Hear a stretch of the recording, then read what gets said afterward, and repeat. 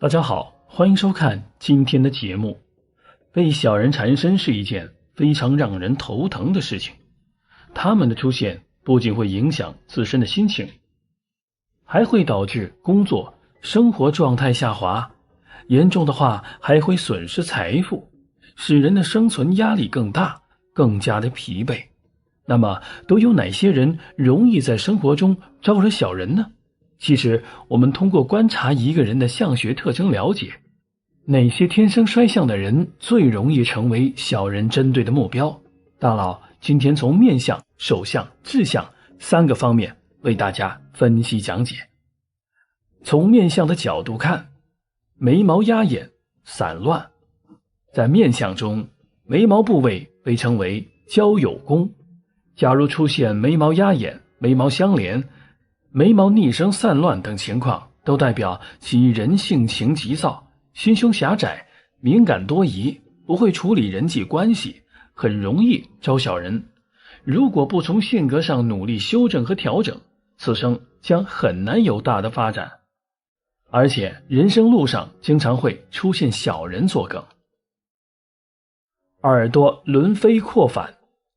耳朵的外边叫耳轮，耳朵内围凸起的软骨部分叫耳廓。假如耳廓太突出，耳轮包不住它，便称之为轮飞扩反。有此种耳型的人，反叛不炫，性情偏激，好争好胜，主观固执，会因为过于自我而得罪别人，从而招来小人的陷害。奸门破损。奸门就是眼角位置，在面相中代表人的夫妻宫。传统面相学认为，如果奸门处出现了凹陷残破、乱纹交杂、疤痕等破损情况，其人容易在生活中招惹小人的侵扰。假如工作中出现差错时，特别容易被小人们抓住把柄，从而借题发挥，流言满语四起。假如面相中有此特征的朋友，在日常的生活中一定要谨言慎行，认真负责地对待工作，以免招惹是非而深受其害。红丝贯孔。所谓红丝贯孔，是指在面相中一个人的眼神过于外露，并且血丝多。有此面相特征的朋友性格急躁，做事冲动，容易语出伤人，或者与他人在莫名情况下结仇，容易招惹小人的陷害。建议这类朋友在日常生活中要尽量保持心态平和，与人交流时要注意言辞，以免在不经意间得罪小人而骑虎难下。目光无神。所谓目光无神，主要是指双眼的神态。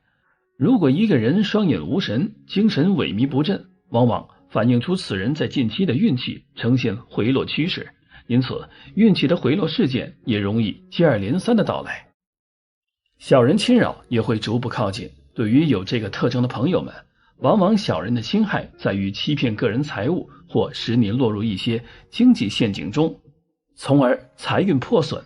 因此对于这些朋友们，当发现自己运气不好时，便要小心为上，损友勿交，同时还应避免与人合作生意或借款给他人，这样易招小人算计而自寻烦恼。覆舟嘴。所谓覆舟嘴，是指嘴角向下弯，整个嘴型犹如一艘倒过来的小船一样。有这种嘴型的朋友，容易遇到一些失败的事情，而且在中晚年时期容易被小人欺骗陷害而心情失落。提醒这类朋友，在交友上要格外谨慎，不可被对方的表面所欺骗，要全面了解一个人，然后再决定是否与其交往。鼻梁骨凸起。鼻梁高起，骨峰起伏不平，4月低陷，是一个命理反孤的面相。这类朋友个性孤独，自视很高，与人交往时容易以自我为中心，会以一种高高在上的姿态与人交往，因此关键时间小人较多，容易与人为敌，影响自己的运气。脑后可见腮骨。有此面相特征的人，常会因为一意孤行、我行我素，自我保护意识过强，招致他人的不满与误会。此外，嘴巴大而肉迟，或是嘴型尖凸，有如吹火状的人，则要小心被别人利用，成为不实消息的传播者，也让自己莫名沾惹一堆是非。还有额头过于高广的人自视甚高，鼻子超过脸部1/3的人，容易有以自我为中心的毛病，都比较容易犯小人。颧骨低平长痣，一个人的颧骨处于低平，这样代表着此人的德行不足以服众，号召力不强，就算日后有了身份和地位，但性格较为依赖他人，缺少主见，因此有心之人极易就把注意力打在自己身上。如果再配上脸部的左颧上长有痣，这样面相的人很容易被家族亲人的借贷以及是非而有所烦扰，人际关系失和，家庭关系紧张，容易受到他人的欺凌，就算家有钱财，生活也未必开心如意。从手相的角度看，双手断掌，食指弯曲。双手断掌的人性格比较强硬、固执，不喜欢接受别人的意见，做事容易走极端，不是大好就是大孬。假如是双手断掌，再配上食指弯曲散乱的话，其人的命局就是比较坏的那一种，人生道路坎坷不断，小人很多，事业线被横纹破坏，接近食指底部的掌纹就称为小人纹。事业线和成功线有横纹破坏的人，也容易在事业上招小人，而生命线内侧的贵人线如果出现横纹，同样会从贵人线变小人线。狭义纹划破生命线，生命线内部的横纹是为狭义线。狭义纹划破生命线，表示你对朋友的真心付出与情谊相挺，朋友不但不珍惜，甚至还会见猎心喜，加以利用。譬如打着你的名号招摇撞骗，造成你的名誉和财产损失。虽然你对朋友热忱又尽心尽力，但你周遭多小人之辈，结交朋友需谨慎小心。从志向的角度看，鼻头有痣，如果一个人的鼻头上面有痣，那么这就是明显的招小人的面相痣。这样面相的人在事业中招小人，容易出现换工作与破财的现象，而对于婚姻则属于败婚、婚姻分离的不利痣。耳根有痣，这样的痣在面相学中属于亥丙之痣，这样的痣也不属于小人的痣，但是有此痣的人很容易出现身体的不适，即使把痣点去，依然不会起到好的效果。嘴角有痣，如果嘴角有痣，那么可以说是聚财的表现，但是这样的痣也是属于容易招小人羡慕的痣，往往会有许多的小人与自身靠近乎，其实这并不是不好的运势，这样会让脸上带有此痣的人更懂得珍惜与提防。唇上有痣，此痣属于烂桃花与小人运势结合的痣，往往会因为自己的烂桃花的运势而招很多的小人过来，这些小人运势往往在自己不知不觉中就存在了很久，所以破财会比较严重。眉中有痣，如果一个人的面相的眉毛中间有痣，而且并不怎么明显，那么这样的痣也是属于婚姻中小人痣。此痣在事业之中不会受到小人运势影响太过严重，但是小人挑拨婚姻的运势却极其的旺盛，对婚姻非常不利。如果一个人霉运缠身，容易招小人，不妨看看是不是中了上面的衰相，但不要灰心，相由心生，调整好心态，衰相也会变成吉相，好运也会接踵而来。当一个人事业不顺时，通常会认为自己能力不够，或者是缺少机会所致，殊不知一些面相上的缺陷也会导致事业上出现阻碍。在面相中有几个重要的部位代表了一个人的事业运，假如这些部位上有缺陷或出现问题，事业上就会屡屡失意。今天大佬就来给大家讲一讲容易遭遇事业失败的面相。天仓凹陷，在面相中，天仓代表贵人运，主一个人在人生中能否得到贵人相助。若此处凹陷的话，则说明其人只有靠自己勤奋努力才能成功，很难得到贵人的扶持和提携。故此，这一类人的生活会无比艰辛和劳苦。山根低陷，山根位于印堂下方，并且正好与两眼之间的距离，故此面向的山根部位代表一个人的身体状况和事业基础。如果一个人山根呈现低陷之势，说明其祖业差，福禄不足，各个方面的基础都不是很好，因此也就不具备自主创业能力，只能做普通职员，适合做一些比较基层基础的辅助工作。另外，这类人的投资理财能力也不是很强，如果勉强为之，则有可能遭遇失败。颧骨不明，面相上颧骨体现一个人自信心和领导能力。如果一个人颧骨不明显，或者外表有缺陷的人，其人自信心不强，缺乏杀伐决断，很难起领导作用，也就很难团结一帮人，并且得到他们的支持与帮助。准头低垂的人，准头也是面相上衡量一个人自信、自尊、自爱的标志之一。同时，准头也能看出一个人的人际交往关系。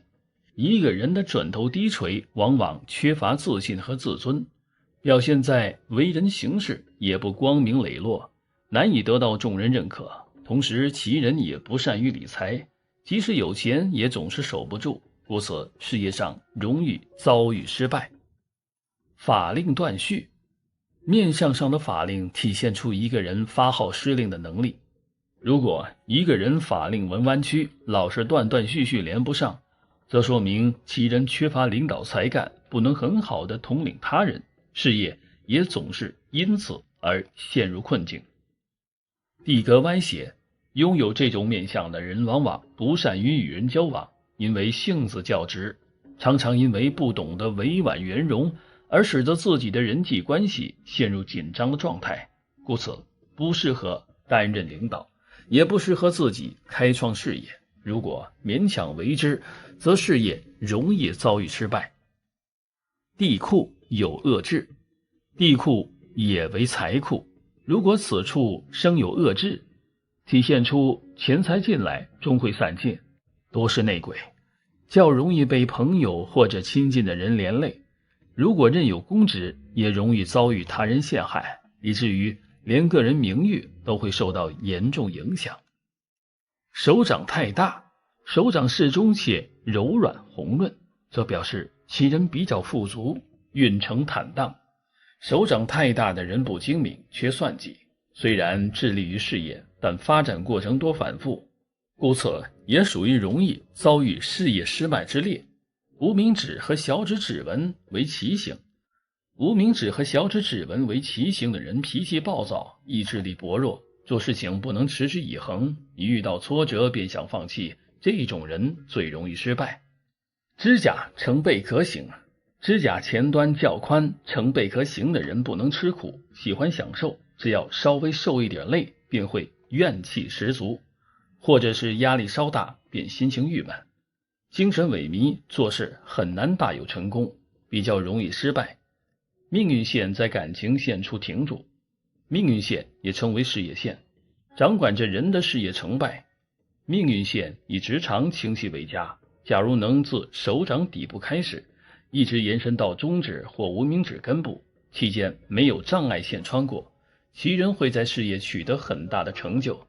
而假如命运线终止于感情线处，其人则会为了感情而不顾一切，容易为了感情而放弃自己的事业，人生招致重大失败。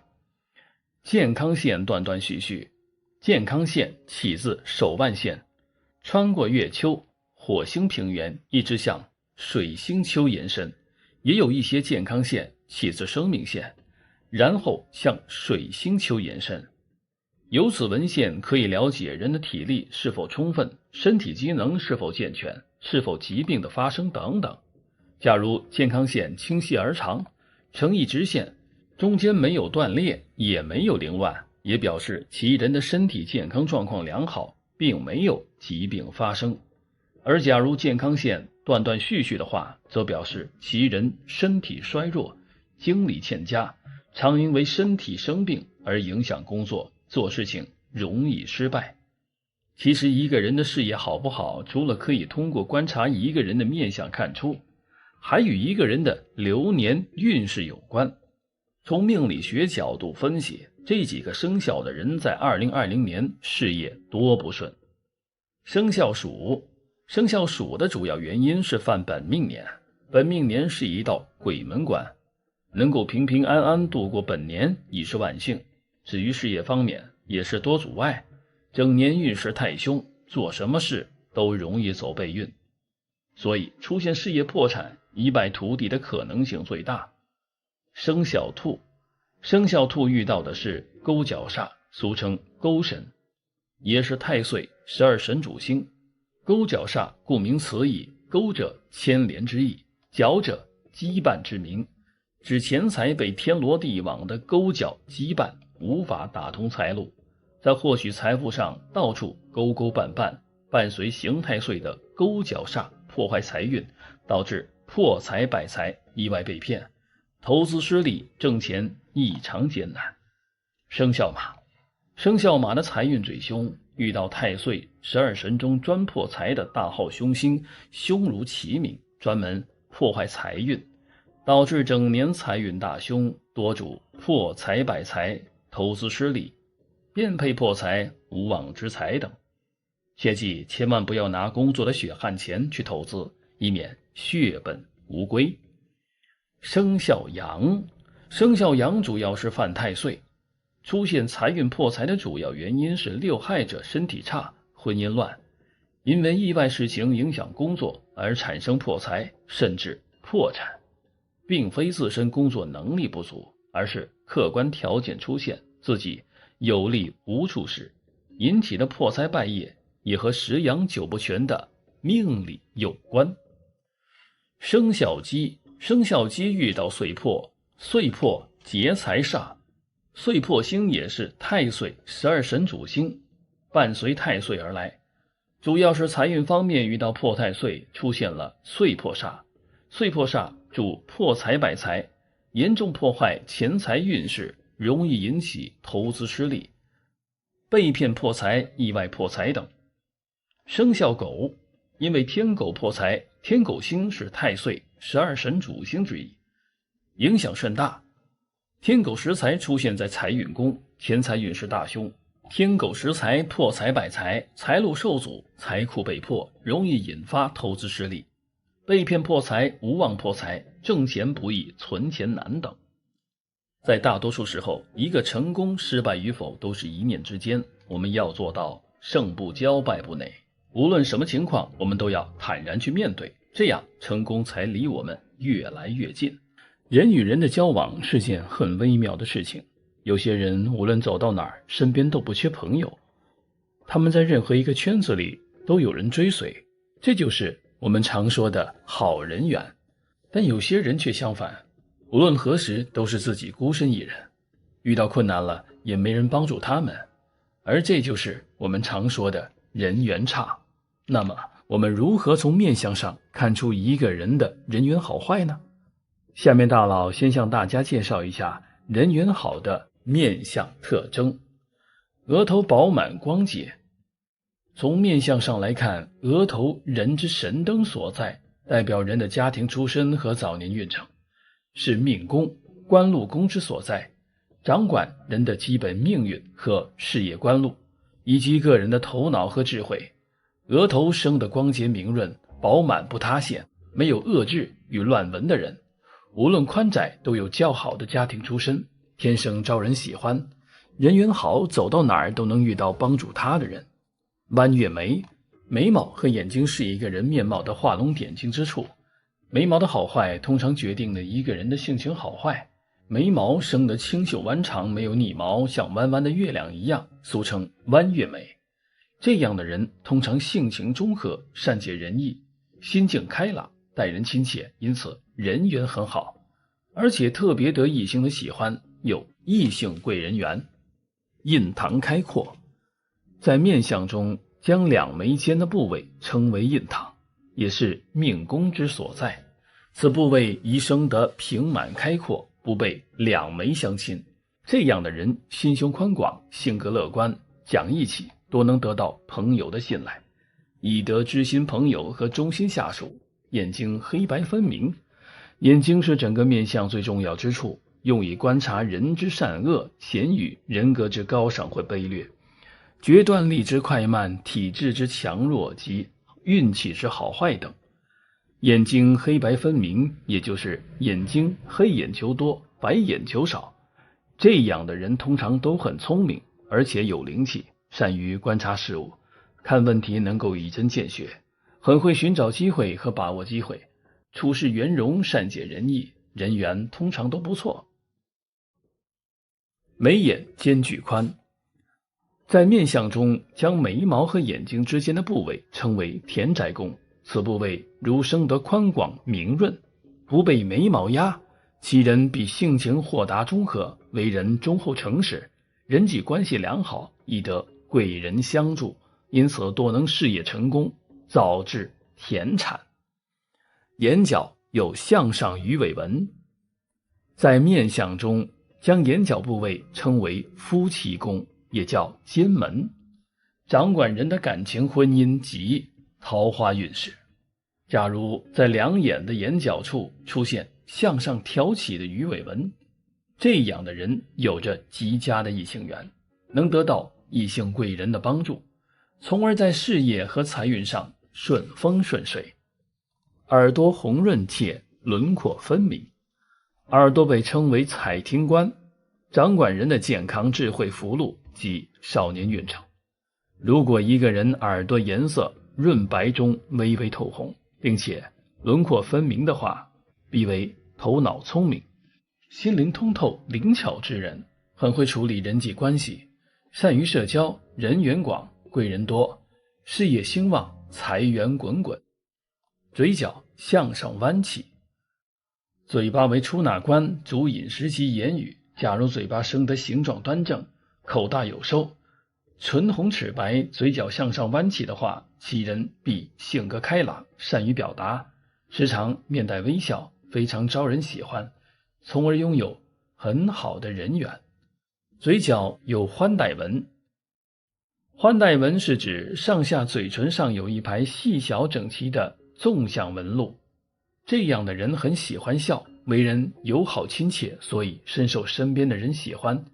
这种面相的人不仅人缘好，异性缘也是不错的。有以上这些面相特征之人，一般人缘好，多贵人相助，运势较好。但相反，如果你没有以上特征，反而中了以下命理特征，一般人缘较差，感情事业皆受阻，一生难有大成。眉短于目，眉短于目的人性情孤僻，做事有始无终，性情急躁，喜冒险和争斗，没有忍耐力，看待问题过多情绪化，自私自利，做什么事情都是先为自己考虑，就算是亲人也首先考虑自己的利益问题。由于这类人脾气暴躁，容易发怒，所以身体状况不是很好，容易生病，甚至短寿。三白眼、四白眼，眼睛白多黑少，就是眼睛中间的合人很小，而周围的白眼都很大，比如三白眼和四白眼。拥有这种面相的人大多性格孤僻、冷酷、狡猾，为达到目的而不择手段，而且性情暴躁，似乎对他们来说，只要一发脾气就能解决一切问题。故此与他们交往，可要慎之又慎，不然自己随时可能有厄运降临。三角眼，眼皮无力，眼角下塌，眼睛形如三角的人个性较为孤僻，不懂变通，不太圆滑，内心也比较固执，难以改变，情绪上会极不稳定，目中无人，脾气不好，特别是对于亲近的人，脾气古怪异常，难让人招架。鼻梁起结，鼻头沟曲，鼻梁起结，状如驼峰，再配以鹰钩一样的鼻头，这样的人性格孤僻，唯我独尊，有我无他，私见较深，不能公平处事，工于心计而精于算计他人，这样面相的人不适合长久交往。山根尖细，山根上皆印堂，下应鼻弓，代表一个人福气和根基，因此要求山根要有气、得气。假如山根尖细的话，则为是湿气的表现。山根尖细、鼻梁削尖的人，个性比较孤僻沉闷，喜欢独处，而不善于与人交往，甚至有的时候会刻意的与周围的人保持一定的距离。这类人大多难以继承家业，或者自己出生之前家业就已经衰败了。腹床口，嘴型口角下垂，唇呈猪肝色，称为腹床口。有此面相特征的人，个性倔强孤僻，心胸狭窄，常在心里记恨别人，很难与别人相处。久而久之，身边朋友越来越少，到老时便容易形单影只，孤单一人。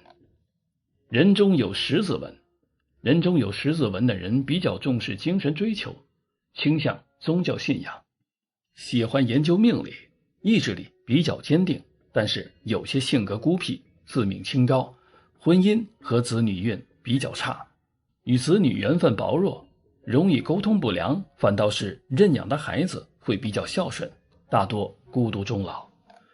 左右脸不对称，我们的脸都是以鼻子为中轴，假如面部两边骨肉不对称，被视为凶相。若得好的耳相，尚有武德，但如果耳相、眼相都不佳，则沦为小人和恶人。其人个性孤僻，自卑感重，且心胸狭窄，容易记仇，人际关系的互动较差。肩喉下巴颧骨过高突露骨，颧骨过高突出露骨，加上下巴尖小无肉的人会与人交流，但说话处事方法不对，常会得罪他人，人缘极差。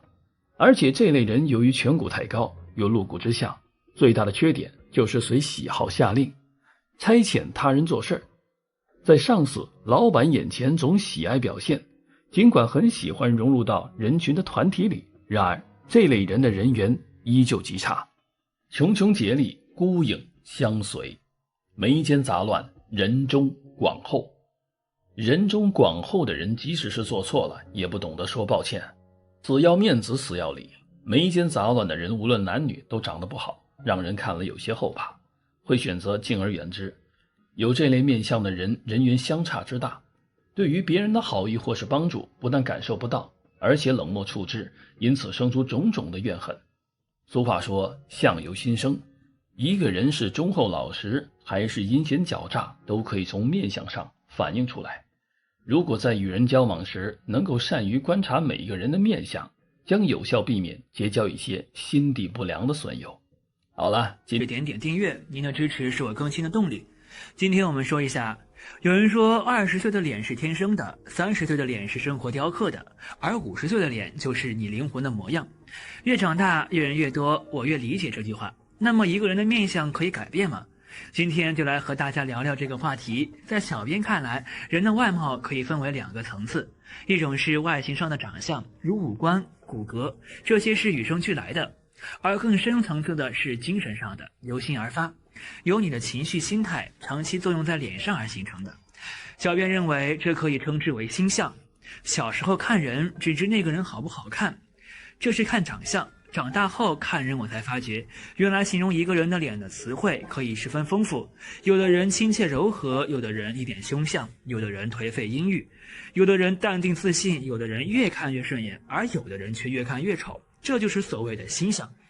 日本文学家大寨壮一曾经说过，一个人的脸就是这一张履历表形象，并非一朝而就，而是日复一日点滴沉淀而成，如大自然一点点风化侵蚀堆积，形成了万千地貌形态。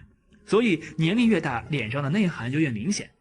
想了解一个人得看心相，长相是可以通过化妆整容优化，但是最高级的化妆也画不出美丽的心相。一张好的心相背后藏着一个人好的生活方式、生活态度和品格。小编曾看过一组照片，是几十个外国男生参军前后容貌的对比图。有趣的是，对比之下可以看出样貌是一模一样，但也可以说是截然不同。一样的五官、发型、表情，但明显参军后的照片帅气了很多。即使是长相本来并不算好看的人，看得久了，你就会发现，其实最大的不同是眼神，前者涣散，而后者多了一份深邃坚毅。在镜头的记录下，我才发现，正是这个细微的差别可以改变一个人的容貌，这种容貌就是他人眼中看到的你。这种微妙的变化，正是因为生活方式的改变。他今后严格的生活作息规律、艰苦的训练，让一个人的身体和精神状况都发生了积极的变化，情绪、心态也随之改变，从而整个人变得有活力、坚韧、自信。同样的，在平时生活中，虽然我们可以通过衣着打扮、发型来改善外在形象，但是精神面貌是打扮不出来的。再红的口红也掩盖不了你憔悴疲惫，一个眼神、一个站姿、一张口，就轻易地出卖了你的生活状态。大街上、地铁上，只要你多观察几眼，有些人五官长得挺标致，但整个人看起来就是不高级，甚至眼里眉间夹杂着一丝丝脾气。而有些人虽然长得很一般，但自带气场，看起来很顺眼，这就是良好的形象。小编有位朋友，白净的脸，干净整洁的穿着，下班经常去健身，阳光帅气大男孩的标配形象。不过我发现他有时候走路总是刻意的抬头。我曾好奇地问他，他说其实他以前挺自卑的，所以这样走路是想自信一点，后来就形成了习惯。我不解，直到偶然一次，我看到他身份证时顿时惊呆了。照片上的人黑黑瘦瘦，眼神呆滞，看起来很颓废。与我面前的这个人简直判若两人。这我才知道，自从工作后，他下定决心要改变自己。他改掉了熬夜玩游戏的坏习惯，开始注重护肤健身。虽然他现在还有点自卑的影子，但至少现在大家眼里的他就是一个帅气的大男孩形象。新的生活方式不仅仅给他带来了外在形象的改变，更重要的是他整个精神面貌的脱胎换骨。比一个人的皮囊更重要的就是他背后的生活状态，而笑容是一个人最美的表现。但在成年人的世界里，人前的笑成了一种稀缺的能力。也许我们最灿烂的笑容只存在朋友圈中的照片中。笑口常开的人不一定是生活的很顺利，但他一定是一个热爱生活的人，也是生活中的强者。一张爱笑的脸是没被生活欺负的脸，是不轻易愁眉苦脸的脸。也是听我朋友小陈所说，他读大学的时候，曾经有个送外卖的阿姨，让全学校学生都难以忘记。阿姨喜欢穿得漂漂亮亮，骑一辆单车送外卖。每次看到取外卖的学生来了，她就会笑盈盈地下车，双手递上外卖，说一句“请慢用”。每次经过男生宿舍，最常见的也是那个阿姨的身影。取外卖的男生们也会开心地说一句“谢谢阿姨”。小陈说，前阵子无意中和老同学提起那位阿姨。而老同学们都还记得那位阿姨，都还记得那位阿姨的笑容。我想，或许那家店的老板并不知道，是阿姨的招牌笑容给他带来了更红火的生意。多年以后，那位阿姨的长相也许早在大家的脑海里变得模糊，但是那个灿烂的笑容却永远会依旧清晰。她的笑脸居然可以让大家忽略她原来的相貌，忘记她的年龄，只记得她的脸很美。也许是因为生活的压力，也许是偶然遇到不顺的事情，甚至没什么事情发生，我们都会太轻易地摆出一副或忧愁或冷漠的表情。心态的长期积累便塑造了一张脸真正的面目。小时候外婆对我说，人老了之后会变成两种人，一种是慈眉善目的老人，一种是凶神恶煞的老人。现在看来确实有几分道理。一个人的心相也是一个人内心的投影，自私自利、尖酸刻薄、心胸狭隘的人，嘴猴腮、脸带戾气，即使生得一副好皮囊，但多看几眼便会变得不耐看。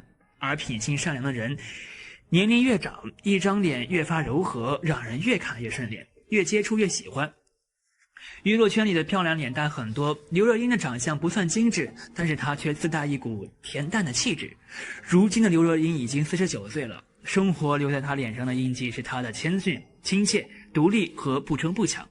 经历过生死的胡歌，一张脸颜值依旧，但变得更加谦和、慈悲、宽和，也变得更加成熟有魅力。这是以前的胡歌所没有的。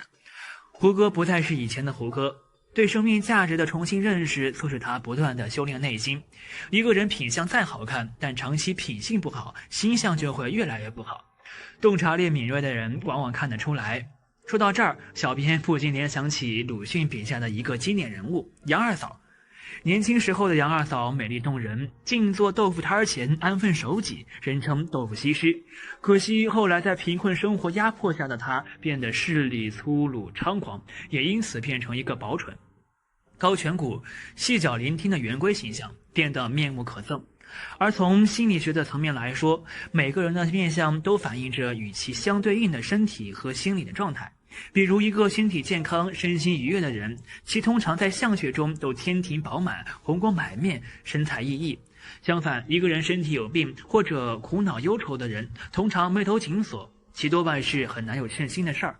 眼界即是心界，而面相即为心相，相由心生就是这个道理。心念既生，必然影响身体，比如愉快、心理舒畅、神清气爽；遇事便达观宽厚，便有助气血调和。气血调和则五脏得安，功能正常，身体康健；反之则必然影响心态。如能良性循环，自然面目光滑，一团和气，双目炯炯，神采飞扬，让人看了眼前一亮。反之，若总是功于心计，或者是郁郁不舒，自然凡事另眼而观，无法如常人言笑。例如林黛玉遇到点事儿就往不好的地方想，长久如此，气不舒，血不畅，阴无养，五脏不调，六神无主，如此的身体状况自然无法让人觉得喜欢。佛教认为有慈悲心、有爱心的人，往往从内而外散发着光芒。相反的，那些自私自利、狡猾爱算计的人，相貌往往不耐看，即使侥幸生的姣好容貌，稍微接触也会毫无吸引力，让人反感。每个人都希望自己美丽，那怎么才可以做到年轻美丽呢？有的人运动，有的是补品，很多女士喜欢涂抹化妆品，个别的甚至使用激素。使用化妆品的确有延缓的作用，但不是根本的。心态才是决定一个人生活方式的关键所在，也是养生护生的核心。宁静安详本身就是一种美，如何做到宁静安详、善良、纯真、温厚，没有恶意、和善、心地好，没有心机？善恶皆在一念间，善和恶是相对的，是一个共生体。当你此刻心存善意、善念且付诸行动，就是善行，就是善的，反之就是恶。因此倡导人们时时事事都要向善，善意也好，善念也好，善行也好，善的东西多一点，恶的东西就少一点。小孩子天真无邪一张脸行吗？单纯喜悦，年龄渐增，内心渐渐复杂，一张脸也渐渐变得丰富。你赋予他什么，他就会拥有什么。好了，关于心象的内容，今天小编就和大家分享到这儿了。所谓的相人之术也许并不科学，然而当你看人识人，看到的不只是一个人的长相时，当你懂得不仅仅只是装扮自己的长相，而是更注重自己的心相之时，说明你已经是一个成熟的大人了。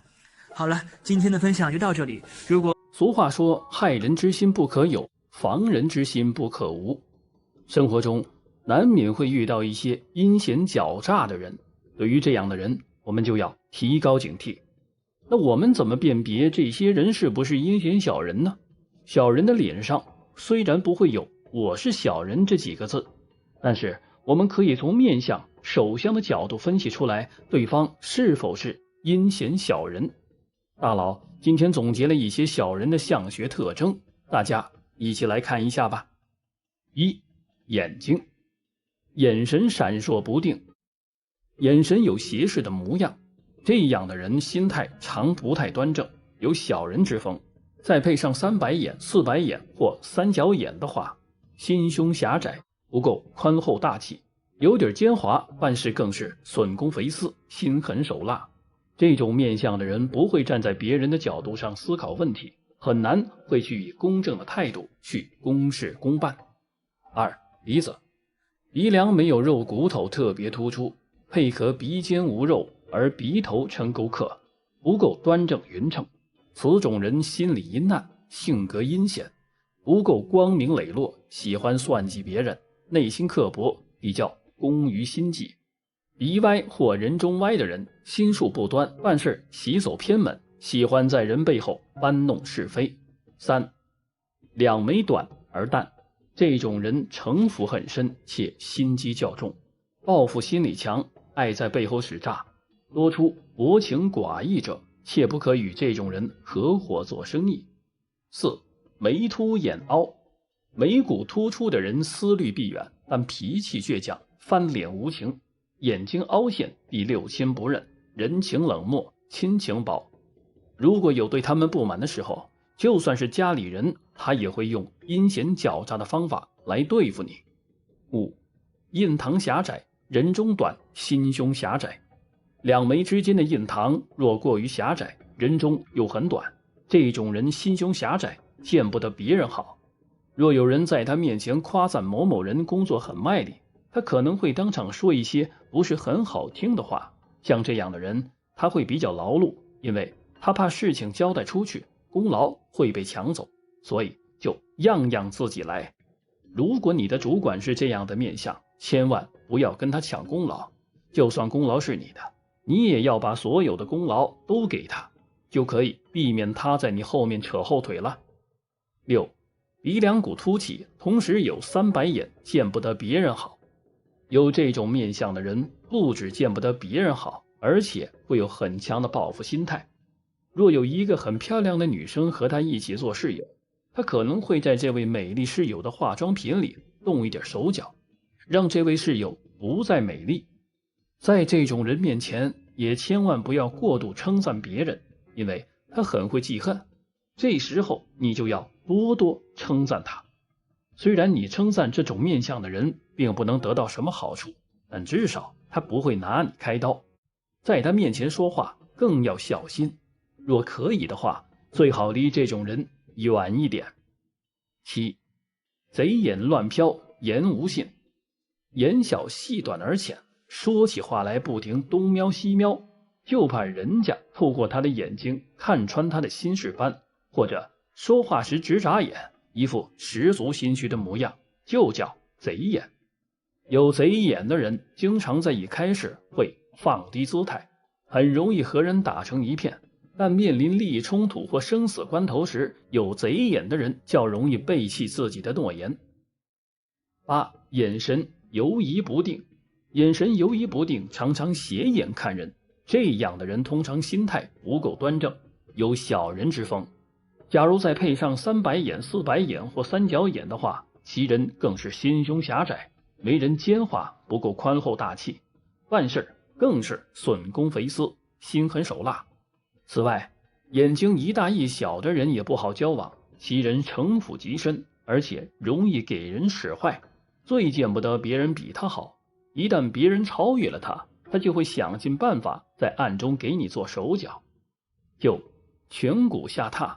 颧骨隆起的人有魄力有胆识，而颧骨下榻之人做事不光明，又不甘心被领导，会在暗地里使用阴险狡诈的方法对付挡他前途的人，令人防不胜防。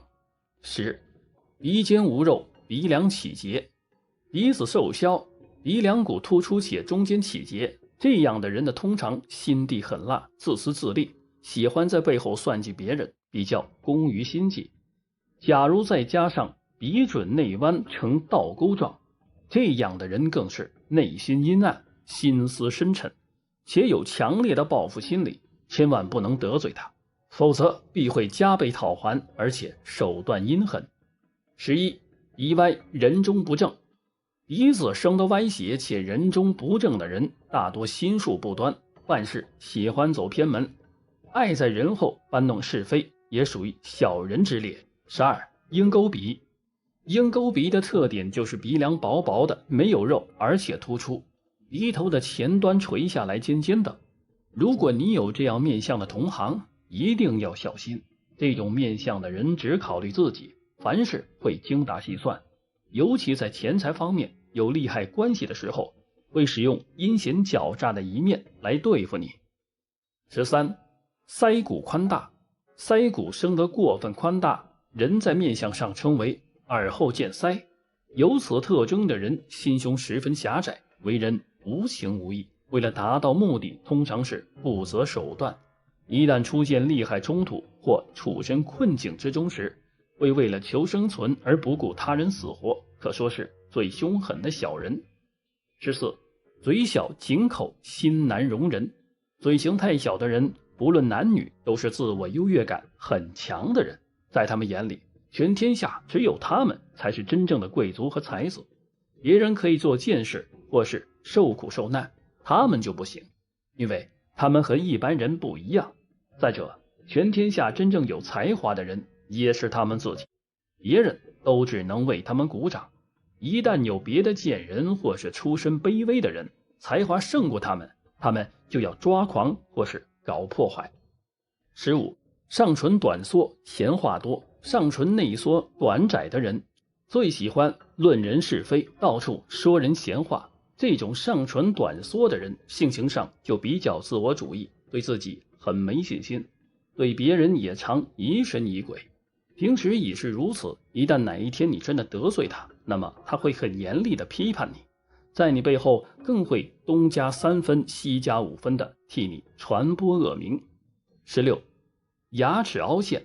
我们正常的人牙齿都非常整齐，如果牙齿往里面深凹的人脾气暴躁，行不言于色，你永远捉摸不透他的想法，而且做事阴险狡诈。17. 断掌，同时食指下方有井字纹，这种手相导致的小心眼较着重在钱财方面。这个人对钱财会非常的斤斤计较，他也许会捐100万给孤儿院，但是若跟他做生意，5块钱也一定要算清楚。也因为这样分明的态度，有这种手相的人通常也小有钱财。他会将所有该支出的项目都算得清清楚楚，即便是捐款，也可能是因为这项捐款可以赢得好名声，而这样的好名声则可以为他再赚得更多的财富，所以想从他身上捞到好处根本就是不可能的。如果你身边有着17种相学特征的人，大佬提醒你最好远离。希望今天的内容对大家能有所帮助。好了，今天的分享就到这里。正所谓世事无常，一个人所拥有的运势好坏并不能够根据自身的意愿而改变，这就是为何有的人天生运势出色，无论做什么事都能够一帆风顺，而也有的人容易遭遇意外变故，诸事不顺，命运极苦，可以称之为命苦之人。那么苦命人的面相都有哪些特殊之处呢？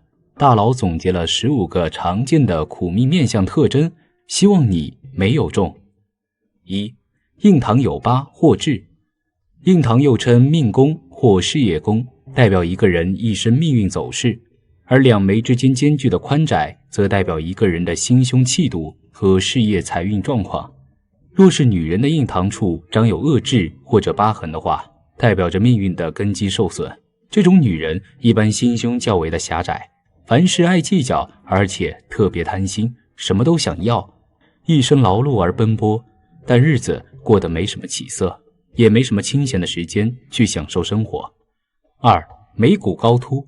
眉毛在相学中代表着一个人的性格和脾气，眉骨高低又能看出一个人的个性如何。如果女人的眉骨长得较高的话，这种女人一般看起来非常的凶，煞气较重，缺乏女性该有的柔和之美，而且个性冷漠，争斗之心非常强，脾气还非常的急躁，发起火来做事完全不顾后果，做事缺乏规划，花钱没有节制，理财观念比较差，无论家里有多少钱，最终都会被挥霍光，一生破财不断。3. 眼珠外露。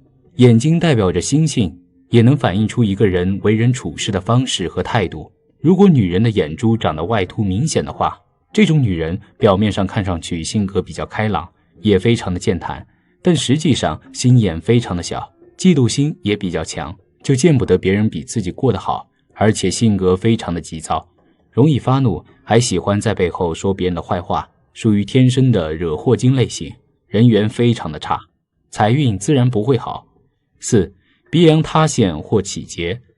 鼻子在相学中代表着一个人的个性和财运，如果女人的鼻梁长得塌陷无视的话，这种女人大多个性非常的软弱和内向，内心比较的自卑，缺乏自信心，也没什么主见和魄力，即使有才华也不善于表现，性格犹豫，容易错失良机。